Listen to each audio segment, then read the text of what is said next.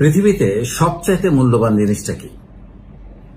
জীবন, টাকা, সম্পদ, সুখ, পরিবার, সন্তান, মা বাবা, সম্মান, কোনটা সবচাইতে মূল্যবান?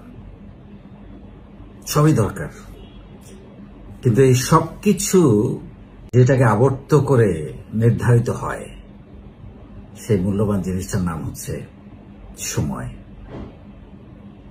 যেটাকে নিয়ে আমরা হেলা করি, যেটা আমরা ভাবি করবো না, সময় তো আছে, কাল করব, পরশু করব, আগামী মাস থেকে শুরু করব। কাল বলে কোনো কথা নেই, আজই করতে হবে। আমরা যখনই কোনো রুটিন করি, সেটা যে কোনো কাজের জন্য হোক, কোনো স্কিলস ডেভেলপমেন্ট হোক, সেটা শরীরটাকে ঠিক রাখার জন্য ব্যায়াম হোক, বা কোনো একটা বিষয়ে নতুন করে কাজ শুরু করা হোক, কালকে করব, কয়েকটা দিন যাক না, একটু মজা করে নিই।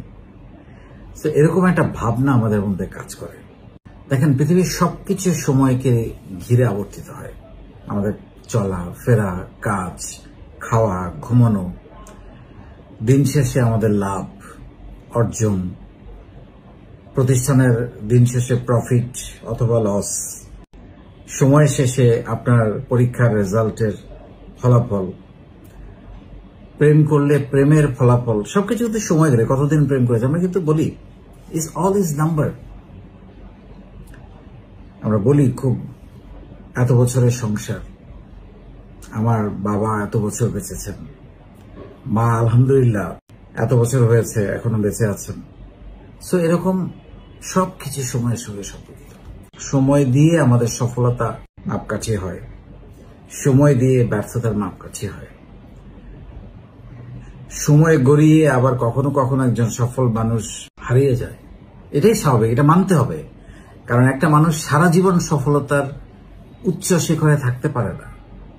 সে উঠবে আবার নামবে, কিন্তু আমরা মানতে পারি না, তখনই ঝামেলাগুলো হয়। মানতে হবে, এটা তো একটা গ্রাফ, উঠবে আবার নামবে। আপনি সারাক্ষণ স্ট্রেট লাইন উপরে থাকবে, এটা তো অসম্ভব। তাকে তো ফুয়েল নিতে হবে। আর স্ট্রেট লাইন হলে কি হয় তো জানেন, মেডিকেলের ভাষায় ডেড। সো কোনো সুযোগ না। আপনি যদি ফুল টাইম সফল থাকেন, আপনি দেখবেন আনহ্যাপি হয়ে গেছে। কারণ আপনি অর্জন করার যে এক্সাইটমেন্ট, সেটা আপনি খুঁজে পাবেন না, মানে খুঁজে পাবেন না। আপনি দেখবেন অনেকে মনে করেন টাকা পয়সা হলেই বোধহয় আমি সুখী হবো। আবার যার টাকা আছে সে মনে করে আমার এত টাকার দরকার ছিল না, কিন্তু সুখটা দরকার ছিল, সম্মানটা দরকার ছিল। আমাকে মানুষ ভালো বলে না, সম্মান দেয় না, ভালোবাসে না। তো এক এক ধরনের এক একজনের যেটা নাই সেটা পেতে চাই আমরা। তো সেই জন্য আমাদের সময়টাকে হেলা করা যাবে না। একটা দিনও নষ্ট করার কোনো সুযোগ নেই। প্রতিটা মিনিট, প্রতিটা দিন, প্রতিটা মানুষের জন্য খুবই গুরুত্বপূর্ণ।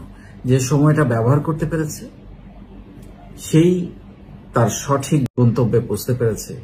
সেটা তার সম্পদ হোক, তার পরিবার হোক, তার সুখ হোক, তার স্বাস্থ্য হোক, সুস্বাস্থ্য হোক, তার বাবা মাকে খুশি করা, সন্তানদের জন্য তার সময় দেয়া, বিনিয়োগ করা।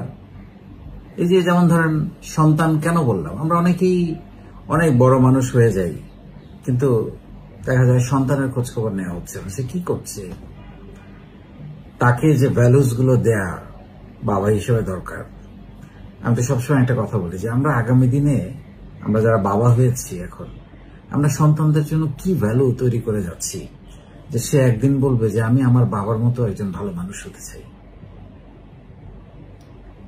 এইটা কিভাবে এসে বলবে? তার মতো মানবিক হতে চাই, পজিটিভ হতে চাই। সো এই জিনিসগুলো খুবই গুরুত্বপূর্ণ। প্রত্যেকটা মানুষের দিন কিন্তু 24 ঘন্টা। প্রতিটা মানুষের জন্য 24 ঘন্টা নির্ধারিত, কারো 1 সেকেন্ডও বেশি নাই। কিন্তু দেখেন, এই 24 ঘন্টাকে কাজে লাগিয়ে, বা এরকম 24 কাজে লাগিয়ে এক একজন মানুষ কোথায় উঠে যাচ্ছে, আবার আরেকজন মানুষ কোথায় পড়ে যাচ্ছে। বাট উঠে যাওয়া বলতে আমি শুধুমাত্র অর্থনৈতিক উঠে যাওয়াকে আমি বোঝাতে চাচ্ছি না।